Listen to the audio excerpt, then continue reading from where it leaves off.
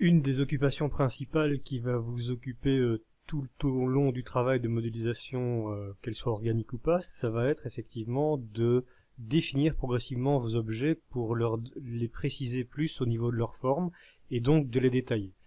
Une notion qui va donc être importante dans ce but, c'est de savoir comment rajouter de la structure localement dans le maillage pour pouvoir l'affiner, pour pouvoir la préciser.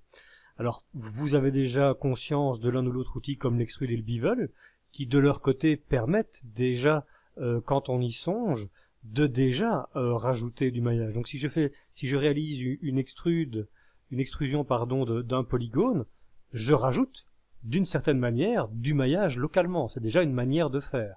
Le bevel permettrait également de rajouter localement du maillage, puisque si je prends une face et que je la passe en bevel, je rajoute par la même occasion un maillage local. Donc je rajoute, en rajoutant des faces ou en biseautant des faces, par extrusion ou par bevel, je rajoute des faces localement, et qui dit face dit forcément nouvelle arête et nouveau sommet. Donc ainsi, avec ces deux outils-là, je peux déjà additionner aux surfaces existantes de nouveaux polygones qui peuvent être ensuite repositionnés dans l'espace pour pouvoir marquer un détail ou l'autre. C'est vrai à tous les niveaux composants. Mais vous allez vous rendre compte que certains outils sont plus dévolus à cette tâche que le fameux extrude ou le fameux bevel. Des outils qui ont pour but de rajouter du maillage localement, comme par exemple l'Insert Edge Loop Tool.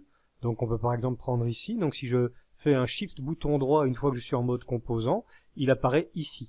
D'ailleurs ses collègues aussi, on va voir dans les capsules qui suivent l'intérêt de ces deux ou trois outils. Je pense notamment au Connect ou Connect Tool. Donc vous avez le Connect Component ici et son petit frère ou son grand frère, le Connect Tool.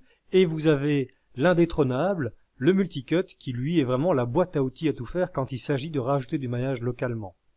Donc si je prends par exemple le tout premier d'entre eux, donc Insert Edge Loop Tool, eh bien lui est relativement simple à utiliser. On clique sur une edge, et ensuite, avec son curseur, on peut venir positionner ce qu'on appelle un nouvel edge loop, donc une nouvelle ligne d'arête sur l'ensemble du maillage contigu.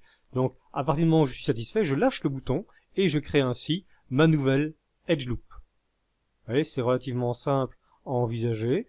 Ça peut s'envisager sur n'importe quelle forme ou sur n'importe quel objet, à partir du moment où celui-ci permet de rajouter des edge loops. Donc, à partir du moment où sa construction est correctement organisée en polygones de type parallélisé. On reviendra sur cette notion dans quelques capsules, vous comprendrez mieux de quoi il s'agit. Donc ici, si je prends par exemple une edge ici et que je repars sur Insert Edge Loop Tool, vous voyez, je peux rajouter aisément là où j'en ai besoin. Je ne suis pas obligé de faire de sélection préalable puisque l'outil est tout à fait capable, au moment où je clique, de sélectionner et de rajouter l'arête là où je le souhaite. Donc c'est vraiment tout simple. Pour les deux autres, pour le Multicut et pour le Connect Tool, je vous demanderai de passer sur les capsules suivantes parce qu'on va voir ces outils-là un peu plus richement parce qu'en fait, ils en valent vraiment la peine.